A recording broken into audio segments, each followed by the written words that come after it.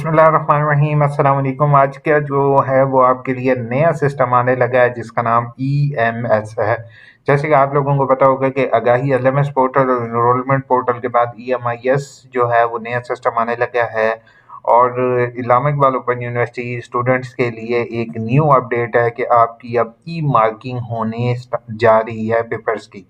ठीक है, पेपर्स की मार्किंग क्या चीज़ है और जो है वो ऑलरेडी रजिस्टर्ड ट्यूटर्स मेरी ये वीडियो खास तौर पर देखेंगे क्योंकि उनके लिए ये बहुत इंपॉर्टेंट वीडियो होने लगी है।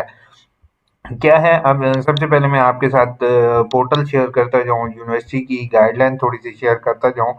तो इसमें कहा है कि जो ई ट्यूटर्स के लिए या ट्यूटरशिप जॉब के लिए जो ऑलरेडी रजिस्टर्ड ट्यूटर्स हैं वही जस्ट अप्लाई कर सकते हैं, और स्टूडेंट खास तौर पर ये मेरी वीडियो देखेंगे क्योंकि आपके साथ मैं इंफॉर्मेशन शेयर करने लगा हूँ कि बेटा आपके पहले तो आप लोग क्या करते थे, पहले हम लोग क्या करते थे, जाके पेपर में कोई भी सवाल लिख आते थे और पता होता था एट द एंड यूनिवर्सिटी वाले पास कर देते हैं हमें। ठीक है, अब इस तरह से नहीं होगा। अब उनके पास जितने 1-1.5 लाख ट्यूटर रजिस्टर्ड हैं उन सब ट्यूटर्स के पास एक खास रेशो में पेपर्स जाएंगे और वो पेपर्स को मार्क करेंगे, यानी कि हम उनके पास ऑटोमेटिकली स्कैन पेपर्स होंगे।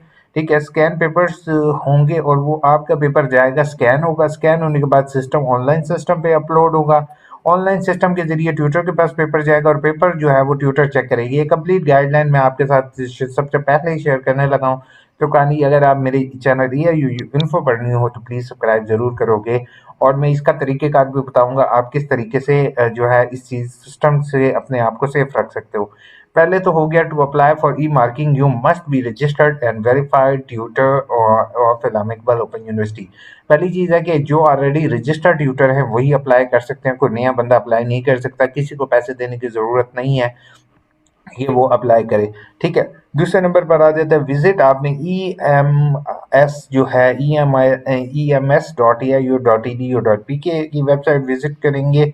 ठीक है, जो ऑलरेडी रजिस्टर्ड ट्यूटर है और उन्होंने अपने जो है वो अपनी डिटेल्स अपलोड करेंगे और उसके बाद जो है वो अपनी डॉक्यूमेंट्स वगैरह अपलोड करने के बाद यही सिस्टम है, रजिस्टर्ड नाउ के बटन, रजिस्टर नाउ पर क्लिक करने के बाद जो है वो इसको लॉगिन करेंगे। लॉगिन करने के बाद अप्लाई फॉर ई मार्किंग जो है यहाँ पर वो क्लिक करेंगे। ठीक है, और अपनी इन्फॉर्मेशन अपडेट करेंगे। ठीक है, अपडेट करने के बाद ऑटोमेटिकली यूनिवर्सिटी जो है वो अपनी वेबसाइट के ज़रिए उसको कंफर्म करेगी। ठीक है, कंफर्म करने के बाद जो है वो आपके कैमरे की एक्सेस जो है ये मैंडेटरी या लाजमी है और आपकी पिक्चर ली जाएगी और आपकी डॉक्यूमेंट्स अपलोड की जाएंगी। डॉक्यूमेंट्स अपलोड करने के बाद जो है वो ऑटोमेटिकली कैमरे से आपकी तस्वीर ली जाएगी और जो है वो वाइट बैकग्राउंड के अंदर हो और क्लियर आपकी पिक्चर हो। ठीक है, वो पिक्चर आपकी ऑनलाइन अपलोड हो जाएगी। ड्यूरिंग पेपर्स जो है वो आपका कैमरा ऑन होगा ताकि जो मार्किंग होगी वो उस टाइम आपका कैमरा ऑन होगा ताकि वो उसको देख सके आप ही मार्किंग कर रहे हैं। ठीक है, अब बुरी चीज़, टेंशन वाली चीज़ भी थोड़ी सी शेयर करना चाह रोजे के साथ बैठे हो के करूं या ना करूं, चले फिर भी आपके साथ, आप भाइयों आपके साथ कर देता हूँ। तो जैसे कि आप लोग देख सकते हो कि यहाँ पर जब ट्विटर का पोर्टल लॉगिन होगा तो ट्विटर के सामने इस तरीके से 1 बाय 1 पेजेस आएंगे। ठीक है, और ऑटोमेटिकली टाइम स्टार्ट होगा। तो उसमें एक एक वो पेज यहाँ से चेक करेगा। ठीक है, यहाँ से आपके क्वेश्चंस के मार्क्स लगाएगा। ठीक है, कोई कमेंट होगी वो यहाँ पर लिख देगा और अटेम्प्ट नॉट अटेम्प्टेड अगर किया हुआ है आपने तो यहाँ पर टिक करेगा। 20-20 नंबर के होंगे तो ऑटोमेटिकली ट्यूटर के पास एग्जैक्टली टाइम होगा कि वो आपके एक क्वेश्चन को मार्क करेगा। अगर उसको यानी कि थोड़ा टाइम ना मिले, यानी कि उसने कंप्लीट रीड करके उसको आंसर देगा और कैमरा ऑन होगा और फिर ट्यूटर आपके नंबर चेक करेगा। तो पहले वो सिलसिलेकार हमारा होता था कि हम लोग को सवाल के अंदर जो है वो सवाल अगर गंदुम होता तो हम चना जो है वो ही एग्जाम्पल होती है। तो अब वो सिलसिलेकार नहीं होगा क्योंकि इनके पास ऑलरेडी ट्यूटर्स पहले तो होते थे काफ़ी कम, जो मतलब इस्लामाबाद में पेपर्स मार्किंग करते थे। तो अब जो है वो ट्यूटर्स हो गए हैं इनके पास काफ़ी ज़्यादा। डॉक्टर वाइस चांसलर सर का मैं इस चीज़ पे तहे दिल से शुक्रिया अदा करता हूँ। सर बहुत ज़बरदस्त सिस्टम लेके आए हैं आप लोगों के लिए, जिससे इसका एक तो आप सोच रहे होगे कि इसका हमें नुकसान होगा या फ़ायदा। तो अल्टीमेट बेटा इस चीज़ का फ़ायदा है। फ़ायदा ये है कि अब ऑटोमेटिकली ट्यूटर्स जो है आप लोगों के पेपर्स जो बच्चे लिखते हैं, जो बच्चे एग्जाम्पल्स लिखते हैं और सही चीज़ लिखते हैं तो उनके उनके मार्क्स ज़्यादा आएंगे। एज़ कम्पेयर टू वो जो कि गप्पे लिख कर आ जाते हैं या खाली पेपर छोड़ के आ जाते हैं, ठीक है? नंबर दूसरे पर जो जिन बच्चों के 0-0 मार्क्स होते थे, उनके लिए भी एक अब फ़ायदा होगा कि उनको ऑटोमैटिकली उनकी ग्रेडिंग जो होगी वो ऑनलाइन चेक हो जाएँगे पेपर, और हो सकता है आपको यहाँ से ये जो रिव्यू वाला है, अगर मैं यूनिवर्सिटी से रिकमेंड ये करूँगा कि काइंडली ये रिव्यू बॉक्स को अगर स्टूडेंट के साथ शेयर कर दिया जाए तो दी बेस्ट है, ताकि स्टूडेंट को अपने पेपर से रिलेटेड जो है वो गाइडलाइंस मिल सकें और टीचर जो है इस पे रिव्यू लाज़मी दें। ताकि बच्चे के वो पूरा यानी कि बच्चे को नेक्स्ट टाइम पता चल सके कि कौन-कौन सी चीज़ें हैं जिसमें उसमें कमी है और उसने अपडेट करनी है। बाकी अगर ये ना भी करें तो इतना कोई इश्यू नहीं है, लेकिन सिस्टम जो है ना वो अपडेटेड है। इसलिए आप लोगों से रिक्वेस्ट है कि न्यू सिस्टम में जो है वो आप लोगों ने अब बेटा पढ़ना है, ठीक है? पढ़ के आप लोगों ने पेपर देने हैं, पेपर में जो भी सवाल लिख रहे हो एटलीस्ट पहले सवाल को कोशिश करो, अटेम्प्ट जो आपको आता है वो आप करो, ठीक है? 8 क्वेश्चंस जो है 8 में से सिर्फ 5 क्वेश्चन अटेम्प्ट करने होते हैं, तो 5 क्वेश्चंस कोई आपने एक्यूरेट सही लिखने हैं, ठीक है?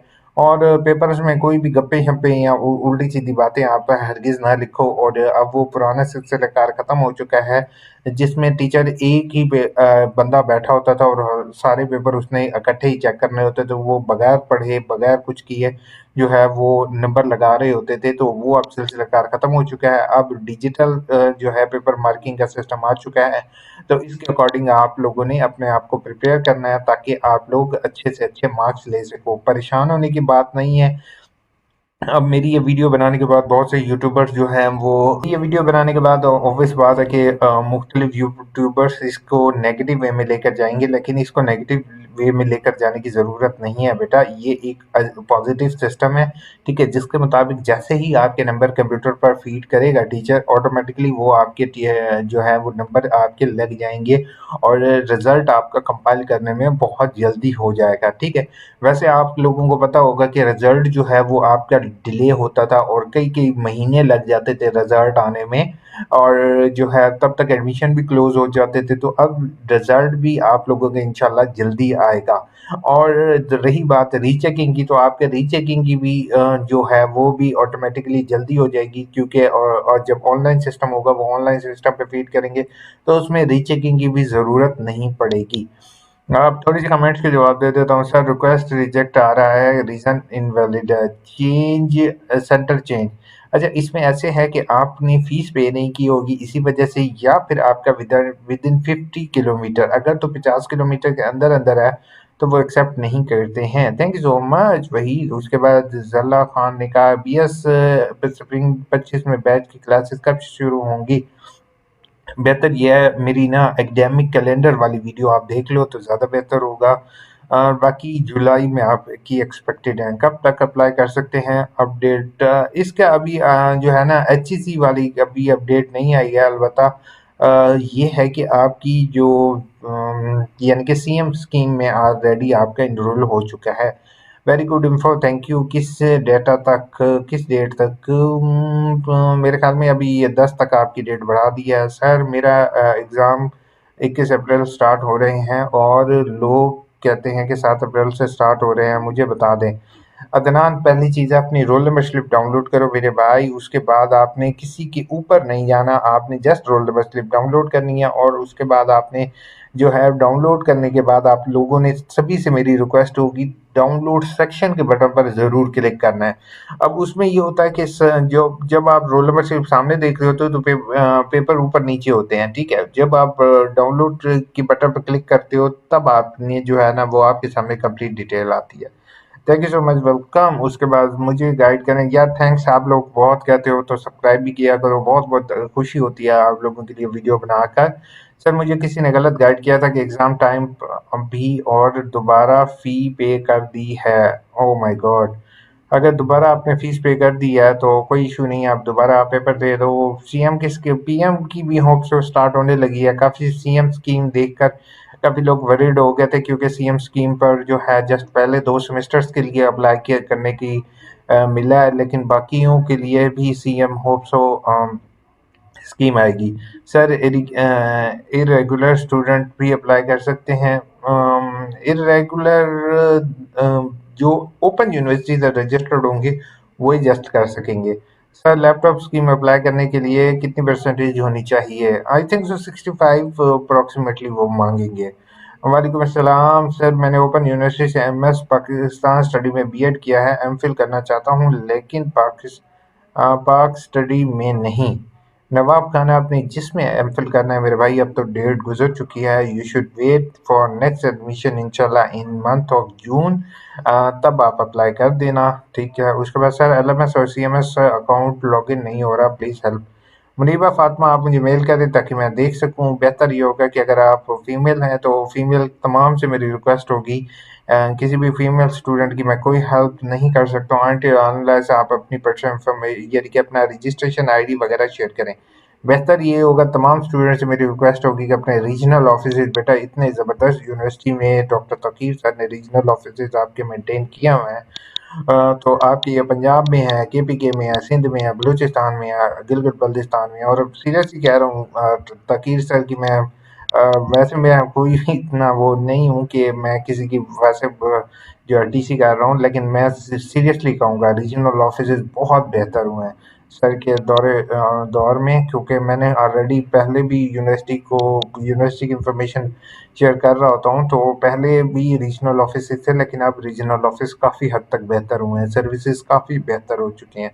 तो अपने रीजनल ऑफिस कॉन्टैक्ट कर लो या फिर मुझे मेल कर दो। आपके भाई को तो इंटरव्यू की कॉल नहीं है असिस्टेंट डायरेक्टर की, चलो वेट करते हैं, अल्लाह करे कोई आ जाए। दुआ कीजिएगा आप लोग भी। सर एफएससी मैंने सीएस में अप्लाई करना ऑप्शन शो नहीं हो रहा। एफएससी में भाई एफएससी का ऑप्शन हो ही नहीं सकता, क्योंकि एफएससी प्रैक्टिकल बेस्ड सब्जेक्ट है, तो वो नहीं हो सकता। Sir admission confirm from where can get the books? Hamid, where is exam conduct, physical examination देना ज़रूरी है? नहीं भाई, पहली चीज़ आखिरी सवाल का जवाब पहले मैं दे देता हूँ, फिजिकल एग्जाम देने ज़रूरी नहीं होते। बस अल्लामा इकबाल ओपन यूनिवर्सिटी तो ऐसे ही यूनिवर्सिटी है, घर पे बैठे बैठे जो है ना, आपको बस आपको डिग्री टीसीएस कर देंगे वो। बस आपने ना घर पे बैठे के फीसें सिर्फ पे करनी है, हालांकि भले फिजिकल एग्जाम्स तो होंगे ना। और दूसरे नंबर पर आपने ना अपना वो बताया नहीं है कि आपने किस एडमिशन के लिए अप्लाई किया, मैट्रिक के लिए किया, एफए के लिए किया या बीए के लिए किया। बुक्स जो होंगी वो आपके एड्रेस पर कोरियर हो जाएंगी, ठीक है। एग्ज़ाम्स जो होंगे वो आपके इलाके के करीबी रीजनल ऑफिस में हो जाएंगे, ठीक है। हाउ टू स्टडी वाली वीडियो मेरे भाई आपने ज़रूर देखनी है। अब नादिया की जो है हम कमेंट पढ़ लेते हैं। सर प्रोग्राम स्टडी में जब लोकल पर क्लिक करते हैं तो नीचे प्रोग्राम में बीबीए 4 ईयर आ रहा है और क्योंकि लिखा आ रहा है, प्लीज़ बताएं। अच्छा, ये बहुत अच्छा क्वेश्चन है नादिया का, कि बहुत से स्टूडेंट इस चीज़ पे कंफ्यूज हो रहे हैं कि ऊपर जिस टाइम जाते हैं तो उसके साथ बीबीए 4 ईयर आ रहा है, और जबकि आपने बीए 2 ईयर के लिए अप्लाई किया, तो वो यूनिवर्सिटी ने अपनी एक प्रोग्रामिंग के लिए समझो कह सकते हो, या वो टैगिंग के लिए कह सकते हो, वो लिखा हुआ है, उससे आपका कोई ताल्लुक नहीं है। आपने जस्ट अपने चालान के ऊपर देखना है कि उसके ऊपर एडीपी लिखा हो, दैट्स इट। डोमिसाइल ना हो तो कोई इशू नहीं है, डोमिसाइल के बगैर भी आप अप्लाई कर सकते हो। डोमिसाइल ना हो, जिसका एडमिशन हो जाएगा, कोई मसला नहीं है। डोमिसाइल का ऑप्शन सिर्फ आपके साथ जिसका स्टार का बटन लगा होगा तो वही आपने करना है, ठीक है भाई। नया सिस्टम आने लगे बेटा, तैयारी कर लो आप लोग, रमज़ान के बाद आपके पेपर्स भी हैं, गुड लक पेपर्स के लिए। और